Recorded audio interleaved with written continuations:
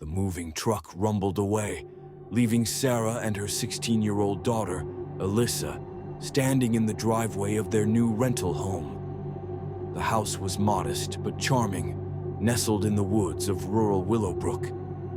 Sarah had insisted the move would be a fresh start, away from the noise of the city, away from the memories of Alyssa's father walking out.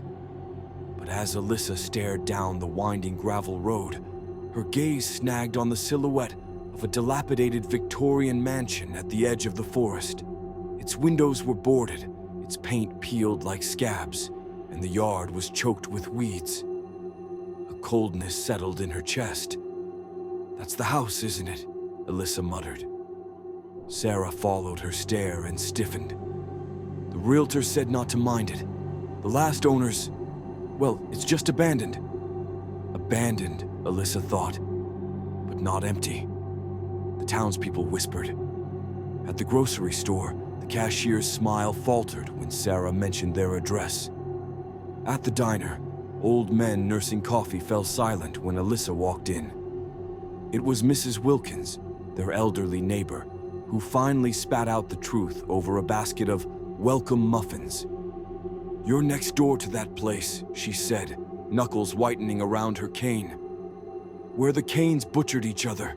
Parents dead, girl vanished, boy left to rot. You keep your distance here. Some curses don't die." Alyssa's curiosity burned. That night she Googled Willowbrook Caine murders. Grainy news headlines flashed. Family tragedy leaves. Son sole survivor. Police ruled teen sister deceased. Body never found. A photo of Ryan Caine, age 12, hollow-eyed and handcuffed, haunted her screen. Now 20, he still lived there, the article said. A recluse, a ghost.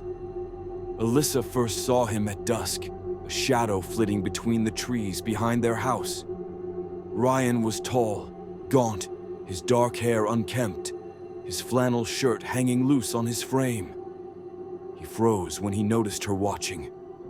For a heartbeat, their eyes met, his wide, almost panicked, before he vanished into the forest. She began to notice other things.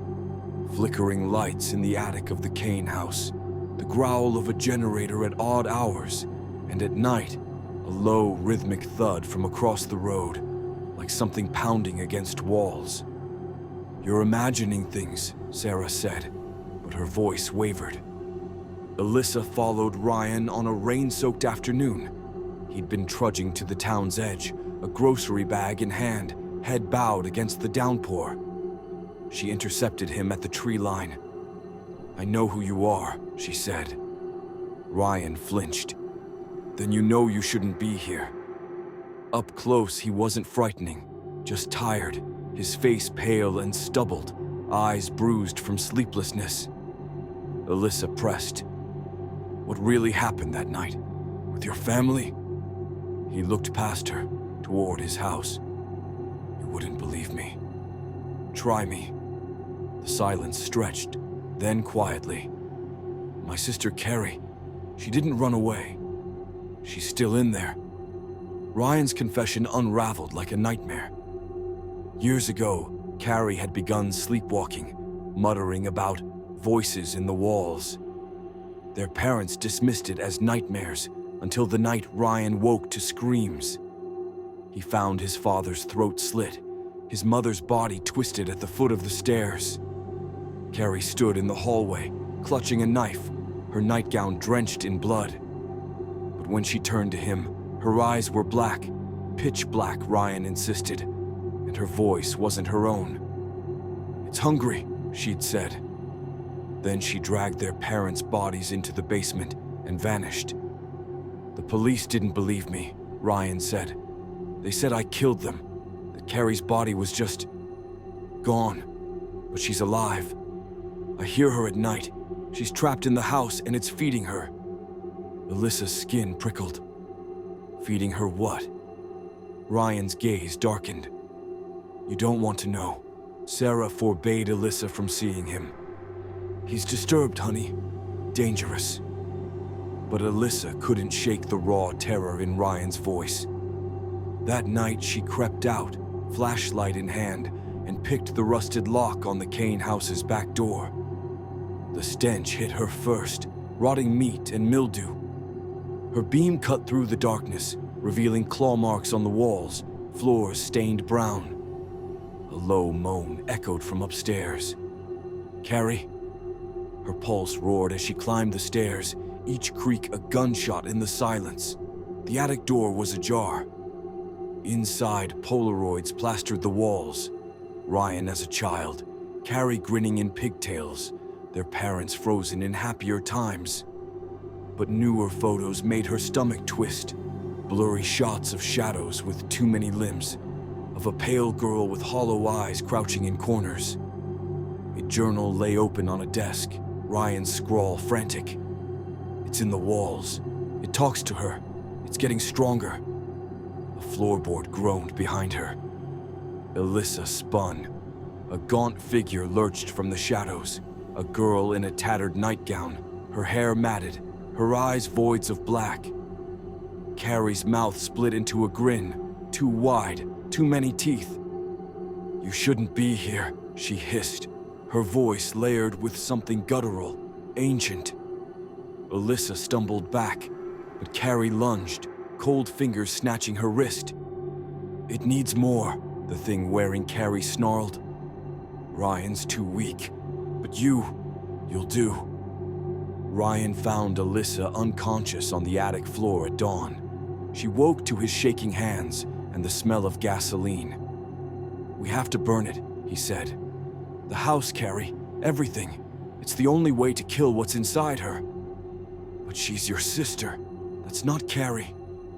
His voice broke. "It's been wearing her like a skin since we were kids, and if we don't stop it, it'll wear you too." Together they doused the floors, the stairs, the attic. Ryan struck a match. "Carrie!" he screamed into the void. "I'm sorry!" The flames erupted, hungry and roaring. But as they fled, a shriek tore through the inferno, a sound no human throat could make. Alyssa glanced back. Through the smoke, Carrie stood in the upstairs window, her black eyes gleaming, mouth stretched into a silent scream. Then the roof collapsed. The fire department found no bodies in the ashes. Ryan disappeared, leaving only a note for Alyssa. "It's not over. It's never over." Sarah insisted they move again, but Alyssa refused. She'd seen the truth now, the way shadows pooled too darkly in their new home's corners, the faint scratches inside the closet walls. At night, she dreams of black eyes and a voice whispering, "You're next." And in the woods, where the Caine house once stood, something digs. Hey there, fellow mystery seekers.